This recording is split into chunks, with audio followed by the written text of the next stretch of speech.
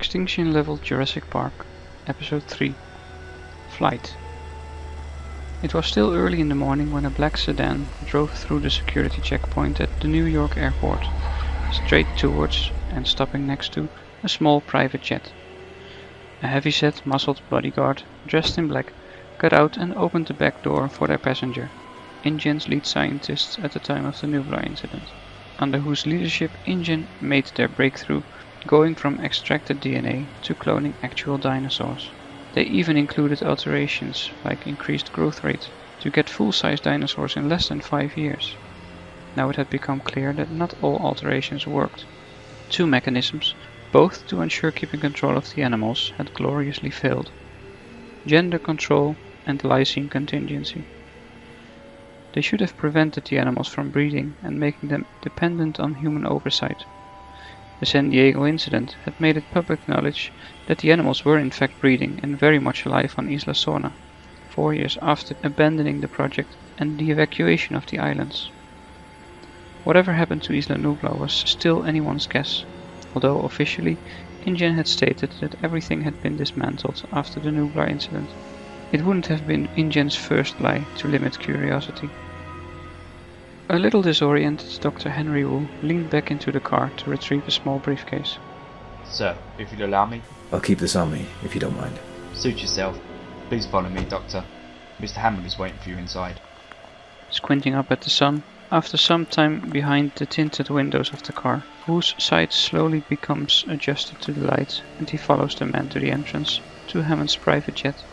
The bodyguard beckons him to climb the stairs while he stays below. Welcome, Dr. And as soon as he steps inside the plane, he sees John Hammond. Ah, Henry! So good of you to come.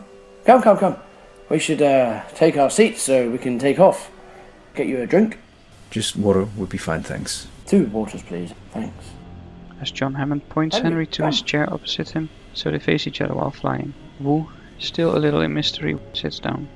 John, this is an unexpected pleasure. Why the sudden invitation? What is this about? I got a call about a disease our animals seem to carry. Oh my. You mean the prion disease? John smiles in silence, but looks with a sharp eye at Henry at his response. Waiting to respond, now Eliza has returned with 2 glasses of water. Seat belts, gentlemen. Will there be anything else? No, thank you, Liz. You can take your seat. Both men fasten their seatbelt and the plane starts to taxi toward the runway, and Eliza moves towards his seat further back in the plane. As soon as John expects her to be out of earshot, he looks back at Henry. You know about this? Of course, I tried to tell you earlier. You remember our early deaths. Early deaths? At the park, the animals. We lost our first animals pretty quick due to complications. We discovered the prions back then and I tried to tell you, but you just told me to fix it. I never got to finish the cure. As the plane started to gather speed, both men stayed silent for a while, until the plane took off, the noises died and the plane leveled. An uncomfortable silence that lasted until Wu spoke again, to break it. I'm close now. Closer than I ever imagined possible, 2 years ago when I published my book. I expect the final breakthrough within the year. Close to what? I'm working on a plant, a hybrid which can help us fight this disease, and possibly help fight other prion diseases too, like the variant Creutzfeldt-Jakob disease. It's very exciting. The point is, I think we can save the animals from their fate. Henry, the animals are flourishing. Even though the lysine contingency should have killed them off years ago, you know this. Our team didn't find any evidence of the animals being sick. As the seatbelts on sign bleeps off, Wu looks confused at John. Wait, you weren't talking about the animals? What did you mean by the animals' fate? I'd expect the animals to start showing signs soon, if they don't already. Probably within the next 5 years. They'll all have gone the way of the dodo again. You're saying that if we don't do anything, that they will all die? Well, yes. Another moment, both men stay silent, letting it sink in. How is this possible? You never told me. I tried, but then the project was dropped after the incident, and we all expected the animals to die quickly through lysine deficiency. It didn't matter anymore. Until now. Until now. But if you weren't talking about the animals, what were you talking about? Is the virus dangerous for humans? Prions. It's different, but as far as we know, no. None of our workers ever got sick or showed symptoms. Henry, none of the workers that were attacked survived. Have they ever been examined? No, of course not. COD was always evident. Why is this relevant? A wee girl that got bitten on sauna.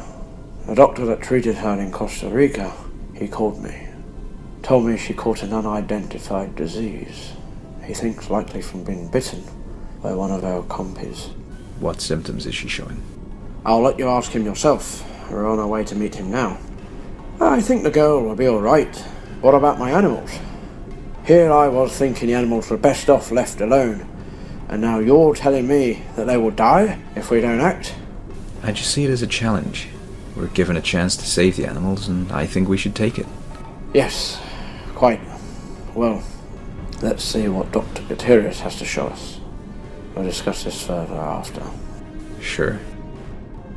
The two men stayed silent again, and would continue for the rest of the flight.